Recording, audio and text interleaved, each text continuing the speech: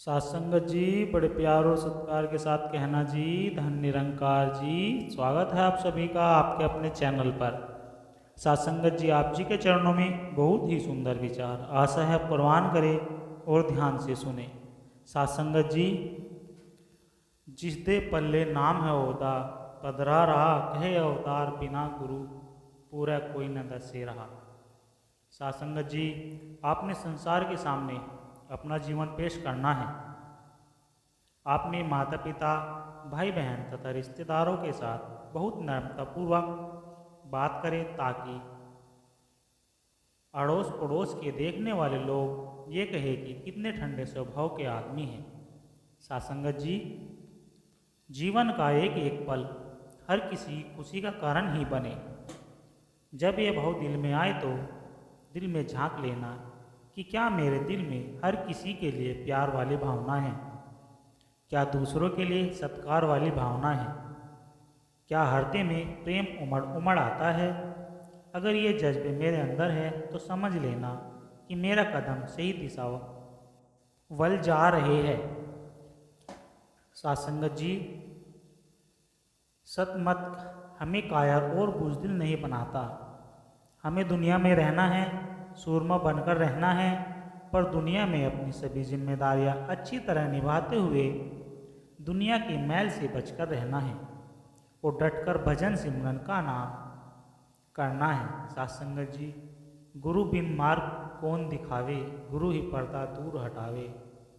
गुरु से पाइए सच्चा प्यार, गुरु से मिलता मोक्ष द्वार। अंत समय जो गुरु को ध्याता, यम न खोल उसका खाता। गुरु जी को करिए वंदना भाव से, बार बार नाम सिमरन से किया जिसने भाव भाव से पार।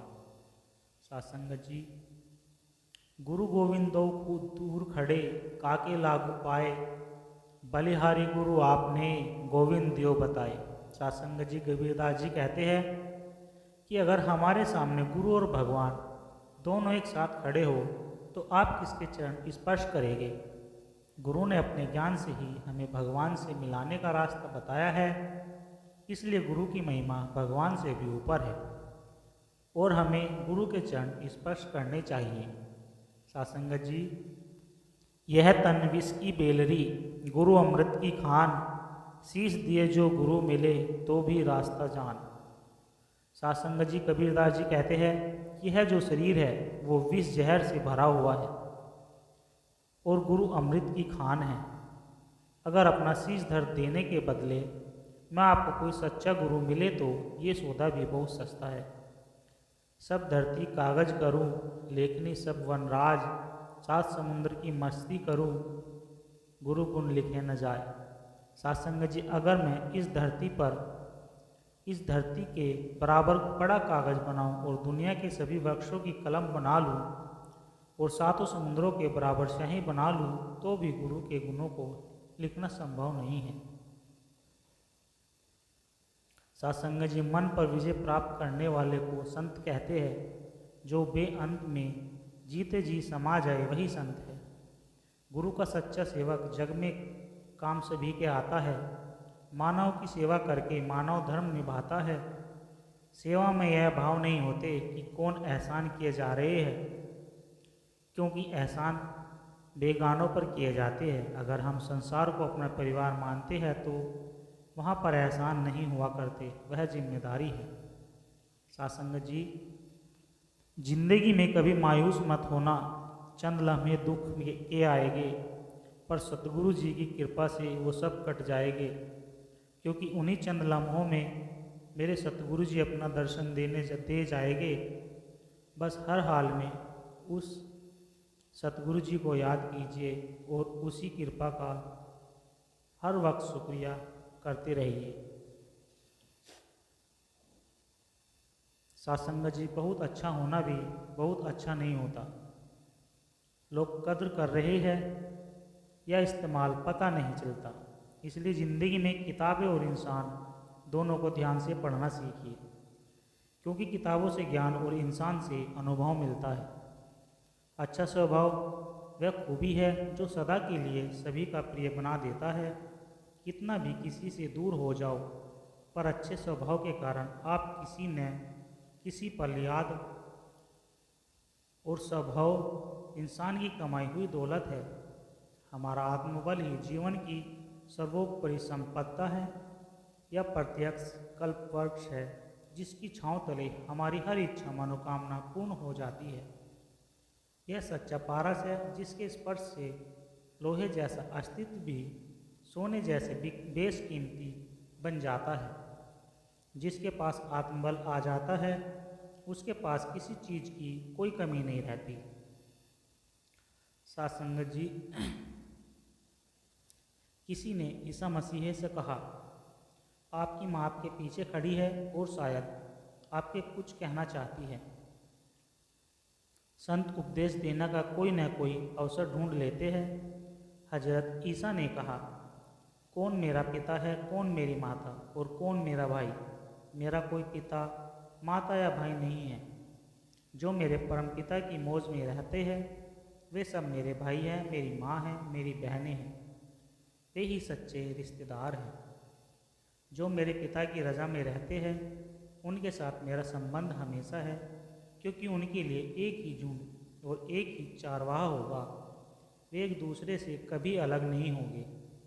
सो सच्ची प्रार्थना परम पिता की मौज में रहना है, और मौज में रहकर अवस्था सिर्फ भजन सुमरन से ही आती है। अर्थात प्रार्थना करने के बजाय भजन सिमरन पर अत्यधिक ध्यान देना चाहिए। सासंगत जी, बहुत कठिन होता है मन को, इंद्रियों को संयम में रखना। कई बार छोटी छोटी सी बातें विचलित कर देती है। फिर संसार के प्रलोभन भी तो बहुत लुभाने होते हैं, बड़े बड़ों की तपस्या भंग कर देते हैं। अगर प्रलोभन सताते हैं तो समझिए अभी तैयारी अधूरी है। बाहर को छोड़कर भीतर की सोचिए, भजन सिमरन और ध्यान की मात्रा बढ़ा दीजिए, तभी जीवन में आनंद संभव है। यही एक मार्ग है, इसके अलावा और कोई रास्ता भी नहीं है।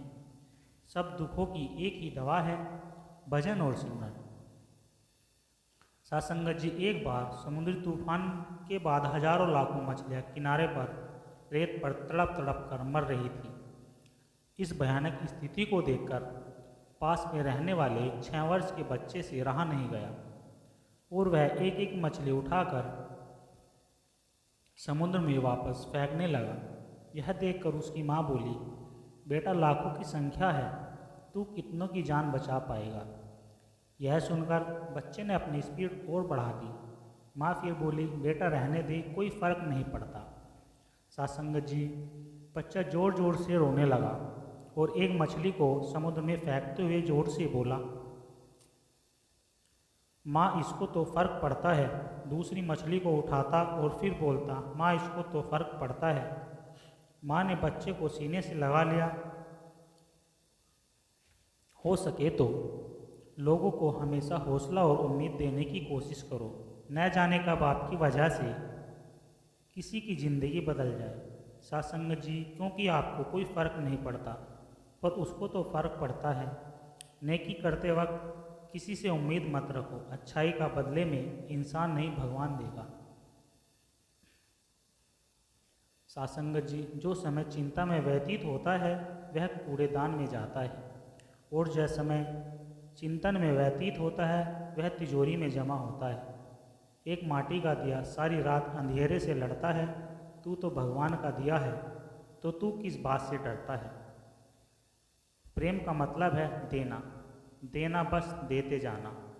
प्रेम की कोई सीमा नहीं होती, प्रेम में कोई उम्मीद नहीं होती। हम बस सच्चे दिल से देते जाते हैं। यह समर्पण की अवस्था है या प्रेम की सबसे ऊंची अभिव्यक्ति है। पूर्ण रूप से समर्पण करके अपनी खुदी से ऊपर उठकर ही शिष्य अपने सद्गुरु के सच्चे स्वरूप से एक हो सकता है। यही सच्चा प्रेम है। सासंगत जी, संतों के दर पर कोई खास नियम सत्संग, सुमरन, भजन और सेवा आदि का निर्धारित नहीं होता है। यह सब जीवों की स्वेच्छा पर ही रखा गया है, और संत किसी पर जोर नहीं देते, न ही किसी तरह की कोई जबरदस्ती की है। संत सतगुरु को सिर्फ वचन सुनाकर ही जीवन को साधते हैं। सो जो उत्तम जीव है वो जल्द ही वचन को समझकर मान लेते हैं, और जो मध्य जीव है वे धीरे धीरे दूसरे लोगों को देखकर मानते हैं। फिर जो निकृष्ट है वे न तो वचन को ठीक से सुनते हैं न मानते हैं, और न ही सत्संग में टिक कर बैठ पाते हैं। सासंगत जी प्यार से कहना, धन निरंकार जी। सासंगत जी विचार अच्छे लगे हो लाइक कमेंट शेयर जरूर करें, और हमारे चैनल को सब्सक्राइब कर दें, और दास को आशीर्वाद दे आप जी के चरणों में ऐसे ही विचार रखता रहे। सासंगत जी जितना ज़्यादा हो सके यह विचार सभी संतों के चरणों में शेयर करने की कृपा करें। सासंगत जी प्यार से कहना, धन निरंकार जी।